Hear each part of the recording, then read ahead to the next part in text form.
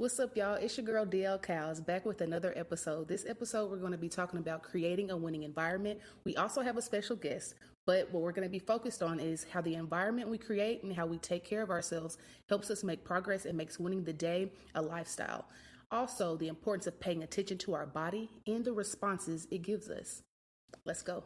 I gotta win a day. It's today, a great day to be great. No, I can't sit back and wait. I gotta win a day. It's today, a great day to be great. No, I can't sit back and wait.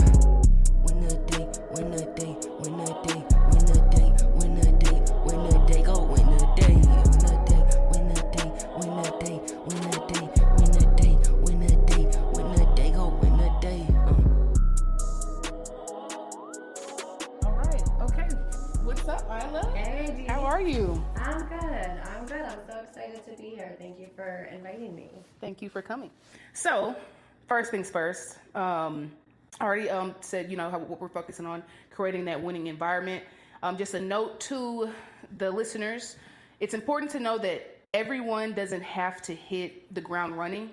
Sometimes we feel like we have to just bust through things and have to go fast, but sometimes a slow start is necessary. And what works for someone else may not work for you, and vice versa. How we start, do, and finish should always be compatible to who we are and not necessarily to what other people think or approve of. Yeah.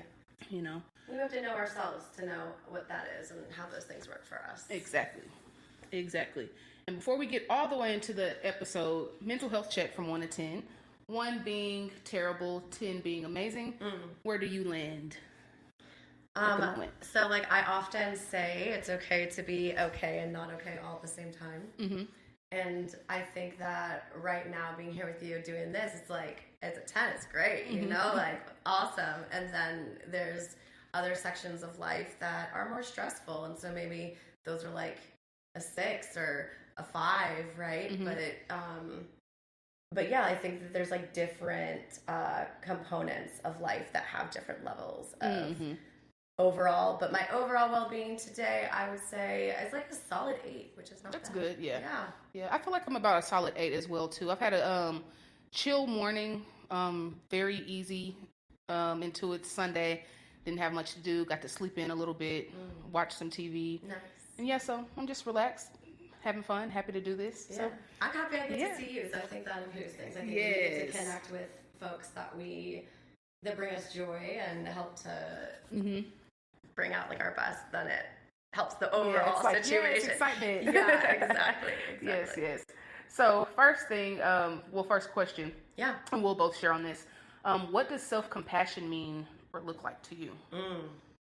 So to me, self-compassion is catching ourselves in the moments where we are being mean and unkind to ourselves and recognizing what's happening, pausing, and then using the tools that we have to come back into reality, actually, right? Because when we're speaking unkindly to ourselves or being hard on ourselves, it's a very one-angled perspective. And it's just about catching it and then redirecting. Yeah, for sure.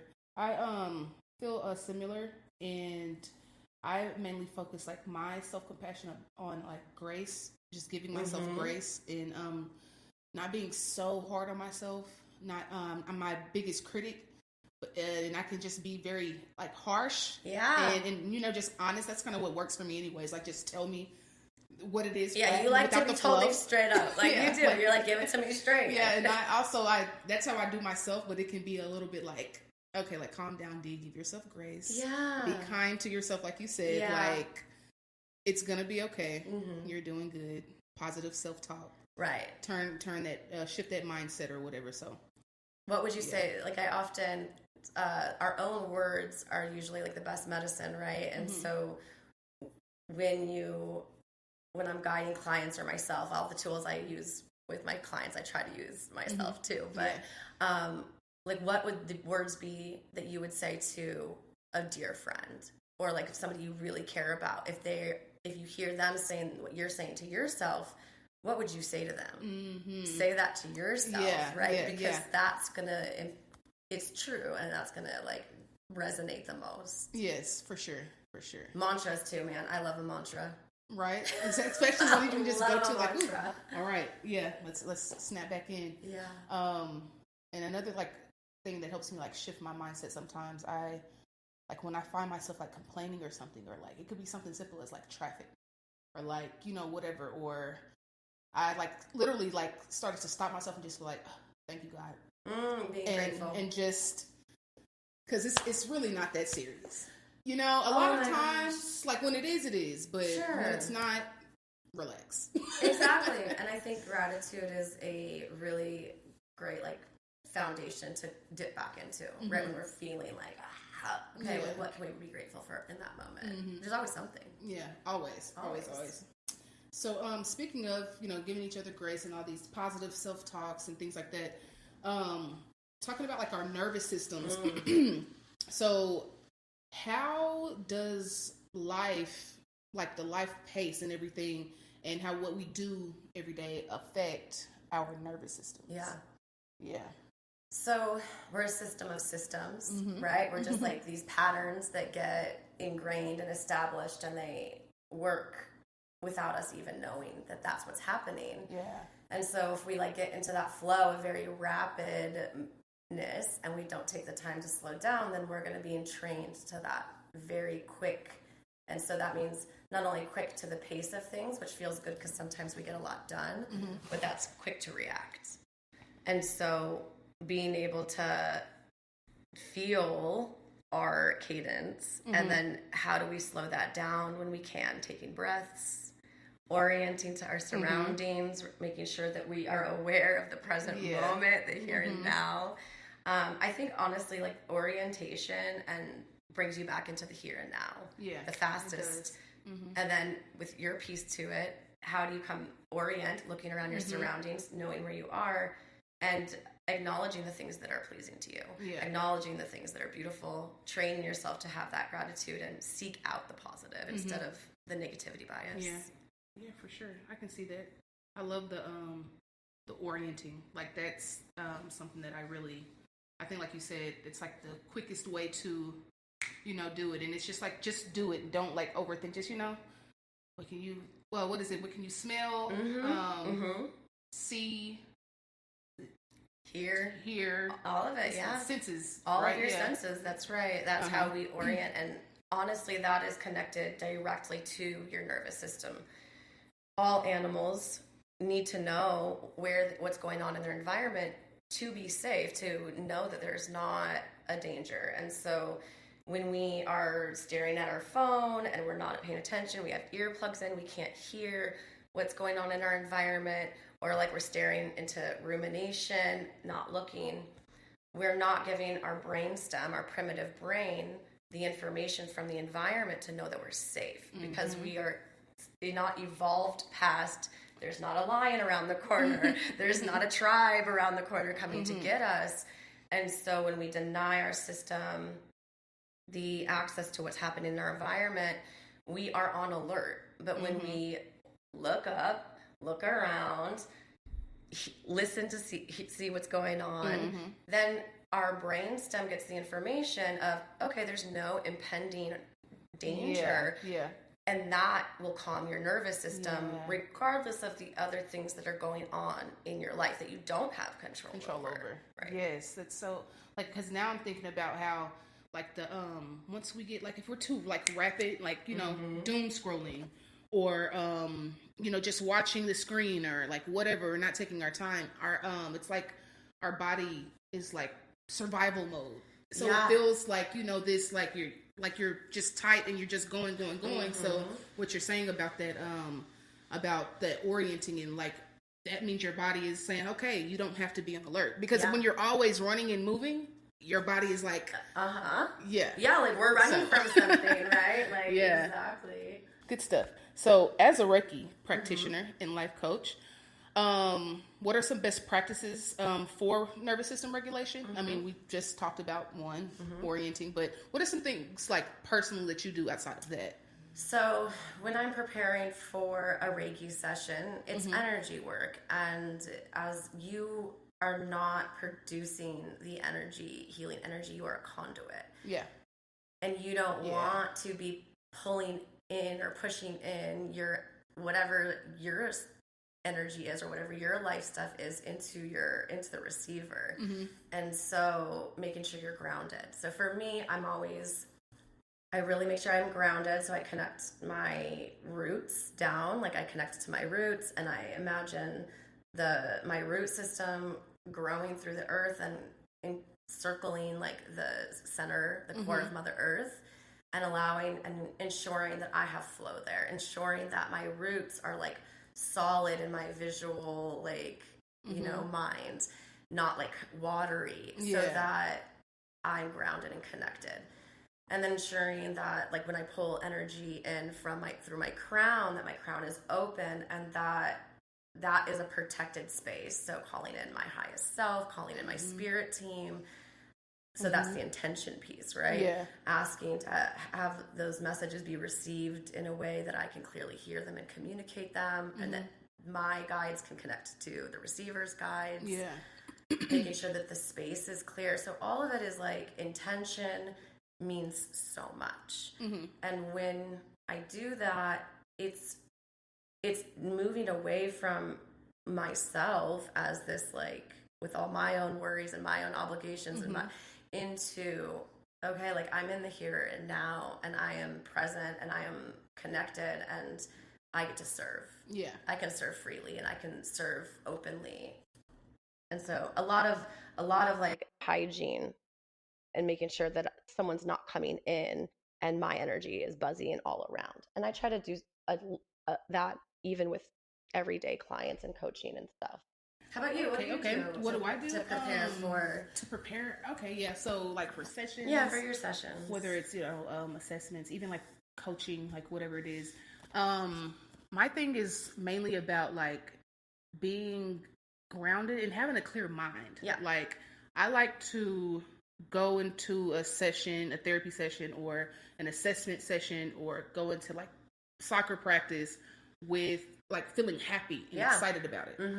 No anxiety. So that's something that even the things that I love, the things that, honestly, sometimes it's the things that I'm most passionate about, that I care the most about. I get this anxiety to where it's like this paralysis of like thinking so much about something, and it's just like, oh, now it's like I almost don't even want to do this, or because you care so much. It's just this nerve, like, man. So that's something I've been working on, and with that, I'm always trying to like do something that I like doing, that I enjoy doing, giving myself some me time. Like if I know I have soccer practice at 6:00, I'm gonna make sure that I filled my day up with enough to like. I excited myself. I'm proud of myself for completing whatever, or I'm making sure that hey, I might watch my favorite TV show that day or whatever, because I know what my evening or my night is going to be, right? And for a session, if I know I have this client at this time or whatever the case may be, same thing. Like I know I need to, like, how am I going to wake up? Like how is my morning? What time do I need to wake up to have enough me time? Pouring into myself. Yeah. So that's really what mine is all about, like pouring into myself, being grounded, but going into all of those things with this great happy mood. Like, yes, this is what I love to do, and be positive, so that anxiety, it's like not a thing. Like I might be a little nervous. Sure. But that means you care. Yeah. Right? And so when you feel that you've done all of those things and you're walking into that session feeling good, feeling the way you want to feel, like what does that feel like to you in your body? It's like little sparks. Right? So it's like in not like butterflies. So I wouldn't say, maybe like not in my stomach, but kind of like sparks in my chest and then in my brain. Like it's just kind of like, ooh. Like little, like twinkles. Yeah. So that's kind of like that feeling. Yeah. Kind of here in my chest, and then my for sure my head, my brain. Nice. I like that. And so those, when we're talking about nervous systems, like those are the sensations and even visualizations, right? You're saying sparks. And so I'm imagining you have this like image in your mind with it as well, maybe? Now that I think about it. The image that I have is like actual, not fireworks, but like not the big boom, but the like sparkler? the yeah, like the end of the sparkler. Like the, that yes, yeah, yes, yeah, the cute. sparkler was like Yeah. that. That's very cute. And so, that's how you know that you're ready, that you've done all the things you needed to do that day. Yeah. Yeah. Dang. And now I think like that's how I know like about like anything, like just across the board. Like, yeah, I get this like, ooh, yeah, excitement. Yeah. And one of the great things about knowing that is like, if you're not feeling that, you're like, okay, that's what I'm trying to get to. So what are the things, if you don't have as much time, right? Maybe your morning didn't go so great, but maybe you have a little bit more time to get those sparkles going or sparks going. What can you do to create that? And if you're intentionally trying to create that feeling that is the like ready to work feeling, it makes it a little more accessible. You're like, oh, that's what I'm trying to achieve. Yes, we're not often like when we're ruminating. It's usually in the mind, right? Like our mind is like, so you have to get out of that that channel. And speaking of like the like what I said about the morning, like easing into the morning and stuff like that. What are your mornings for you? Like, what do those look like? And like, what's your morning routine? Is it the same every day or? So ideally, or just like what is actual real, like the raw and real. Which version do you want? The raw and real. Okay. Yeah. So the raw and real. I share my children, and that so some days I have them, and that is getting up at 6 a.m. and making sure that I'm up and have my coffee ready, or Rachel has my coffee ready, and I'm drinking the coffee and getting the kids up and getting them to school. And that's a really nice routine, actually, because it's always constant. It's consistent. So it's like 6 o'clock, the alarm goes off. Like I can only snooze for a set amount of time before I have to get up to not make the kids have a stressful morning. Because if I snooze too long, that makes them pressured for time, and that doesn't start their day off well. So it keeps me accountable. So those days, it's waking up at 6, getting that coffee in, making sure that they have a slow and really like fulfilled morning so they can do their best day, dropping them off at school, coming back, and then usually I like to do a little bit of music. While I take medication, I take ADHD medication, so it will take a little time before it's active in my system. And so I try to do something less cognitive based. And so I'll play the guitar for a little bit, maybe stretch for a little bit, and that's a good day if I can get all that in, and that's that's nice. But I usually can. And then when I don't have my kids, it's not as fluid, which it does lead to more stress. Like I always have a client usually at 10, but if then you're like, oh well, I can sleep a little bit longer, and then then it kind of starts pushing against those good routines, and I don't have that music in the morning. I don't have that time before my client. Sometimes I'm throwing on, like clothes and brushing my hair, and it's like party on the down below, business up top type of thing, right? And that's okay, but it doesn't feel as good. I understand. What about you? Like, do you have like a set thing? I don't like loud noises. Nope. There's no loud noises. My alarm, it's soft. Yeah. No. Yep. No. I got can't birds. do it. No, Yeah, something soft and easy. I've recently been doing the gym. Nice. After all of that. So speaking of me wanting to ease into my mornings, what does living like slowly and like just slowing down in general, what does that mean to you? Like, why is that important for you? So I have a very full life. I think people say it like that when you have a lot of things you can't control that you have to engage with and deal with, and sometimes those are not pleasant things. And so for me, that is a very important conscious act I do. Yeah.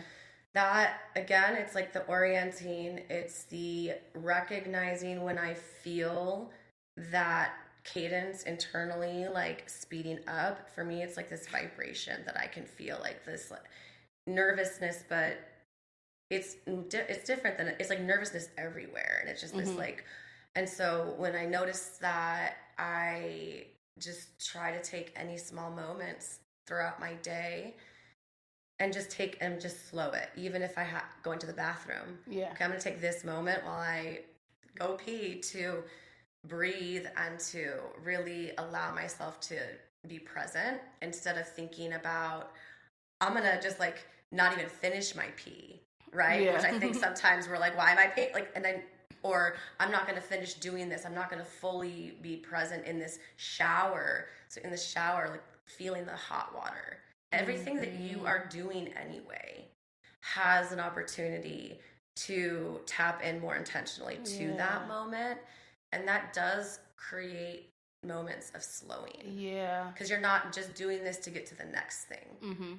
You have to do that anyway. You're doing it anyway. So like that anticipatory anxiety, recognizing that, and then coming back into the here and now, feeling this couch, noticing how quickly I'm talking, which, right? And then saying to myself, Ayla, like, you don't need, we're here and we're just chilling. You can slow your pace of talk. And so that is for me, is like, how do I find those little moments each day?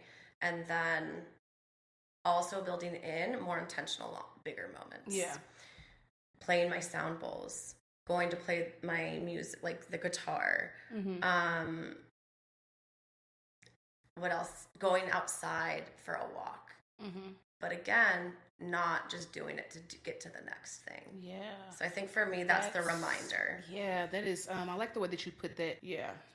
And something I tell myself because there's like this resistance to that we feel, right? Like, oh, I need to, when we're in the shower, go into that default mode and you're going and just your mind's going and coming back into that moment and just reminding myself, this makes me feel a little better, is like, time is a construct.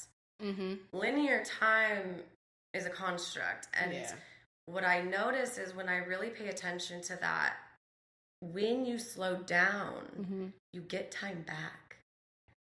Like you get, and so when I'm really doing this consciously, I will notice time is always in my favor. It literally is. It literally is. You get out of that. You get out of the shower, you look at the time, you're like, oh my gosh, how is it only this time? I thought I was going to get out of the shower after that intentional shower and be 10 minutes behind. And somehow it seems like I was in that shower for 20 minutes, but like, I guess I was there for 5. Like what? Yeah. Literally. Yes. Oh my gosh. Time back. You get it back. You do. What's a good way to change your mind frame about starting something challenging and building that habit again, or just building a new habit? Like, is there something that you tell yourself? I think that there's 2 things. There's things that we want to be doing, and often it's the hardest thing that we're wanting to do first, right? Like we don't want to just like go to the gym. Many people are not like, I want to go to the gym for 20 minutes. People are like, I want to go to the gym 5 days a week for an hour. Yeah. That's like way harder than telling yourself, it's just 20 minutes and I'm going to be okay if I walk down there and I'm there for 20 minutes and I accomplish anything. Like, you going for 20 minutes is the accomplishment. When we set ourselves up for, well, ideally, I'd be there for an hour this many days a week, and if that's what you're going to go for, the chances of success on that is not high, right? You're setting yourself up for. So what is like the easiest goal you have? Let's start there, right? Like I'm gonna do some squats in my house. Maybe it's not even getting to the gym yet. Maybe it's just moving your body in the morning and really celebrating that. So that's one of the things, is like, when you have I'm going to pick one of the 20 things I want to be doing, and I'm just going to do the one. Yeah. So there's that, allowing the simplicity of it. And again, going back to the nervous system, because I do kind of like base a lot of my work from that, is when you feel that resistance to not go. Sometimes like people get all their clothes on, right? You'll get your shoes on, you're ready to you have a water bottle, you're ready to walk out that door, and then you're like, wait, I don't want to go. And that resistance is exactly the thing that's keeping you where you are. And that is where if you can overcome and feel that resistance as actually an accomplishment, because you're right at that edge. And if you just go, that is what changes. That's the change. Yeah. That is not actually being in the gym and doing something. It's this. It's this. Yeah. So, and that's your system. Yeah. And it's not you. It's actually not your brain. It's your system and your patterns trying to keep status quo. Because any change to your system is being perceived as a threat to, because it's like, oh, my lungs are breathing, my heart's pumping, we're living. And all your system wants to do is protect your aliveness. It doesn't know going to the gym is going to actually help your aliveness be more of a well-being like component. And so when you're right at that tug, that's when you know you are about to make change. Yeah. And if you do that, if you can get comfortable with being uncomfortable, then that is the success. Yeah. And that means you're right at that edge, and that is a great place to be. Yeah. Yes, love that. Yeah. So I try to acknowledge those tugs and be like, oh, this is me and my system trying to stay at status quo. Yeah. But I don't want to be at status quo. That's how we don't grow. Right? Yeah. That's right. I mean, you do want to be at status quo, but we want to push against it sometimes, right? Yeah. All right. Well, that was the last question. That was good. Right. Yeah, so now we're into our last segment. Okay. Yeah, I just finished the berry pickers the other day. Okay. That's really good. Yeah. What made you pick this one up? I think is that did they make that into a movie or something? I think now a motion So I've picture. heard so I've heard of it. I haven't even seen the movie. Okay. But I'm like, I know that they made this into a movie. I want to read the book. Yeah, you'll love it. And then go watch the movie. Yeah. Or whatever. But yeah. So yeah, that's it in the show for right now. Fire Country. I have been literally binge watching that. It's pretty good. Oh my gosh, I saw your post on TikTok about the Diddy documentary, and I was like, okay, because I got your seal of approval, I was like, I'm gonna go check it out. Yes. I'm on episode 3. I can't sit and just watch that because I get pissed off. Yeah, it's intense. The nerd in me loves the psychoanalytic part of it. Yeah. It's literally talking about the behavior, what in the things, the environment, the affect of these things, and how this person now shows up, and how you can see the life get pulled from that person's eyes. If you literally, if you see the parts, the gaping, just if you look at certain parts at the beginning, they showed stuff he had this spring, this joy of life, it was just exciting, right? But then to a certain moment, you can tell in pictures that spark that was in his eyes when he was younger in college and things like that completely went away. Yeah, it was dead eyes. It's crazy. Yeah. It's always in the eyes. It is the eyes. It's always in the eyes. It's so interesting. A lot of times when you hear this crazy stuff about people, oh, I don't believe it, whatever. Look in their eyes. It's it's a telltale thing. Right, the facial expressions and the Gottman has the expressions, and then I was watching this other man talk about when the eyes are up and you can see the white below, that that is a visual association with this dissonance, this very so when the pupils and the irises are up and there's the white underneath, and as you go through you can see that shifting too as the eyes go dead. So there's all of these other cues, the nervous system cues that present externally, but you got to know what you're looking for. Exactly. Yeah. It's weird. Some weird things. Man, and a good song for me lately, I just love it so much. A Couple of Minutes by Olivia Dean. Have you heard it? No, but oh my gosh, I'll play it after this. Oh my gosh, it's just such a good song. What do you like? So when you listen to that song, what does that make you think about? It's comforting. Okay. It makes me think about love. And it's very poetic. And how does it? You said it It's comforting. Like, where do you feel that comfort? In my stomach, like a hug, like ooh. Like, ooh, it sounds like ooh. Ooh, yeah. And like, is there like a visual like in your mind's eyes or something that comes along with that?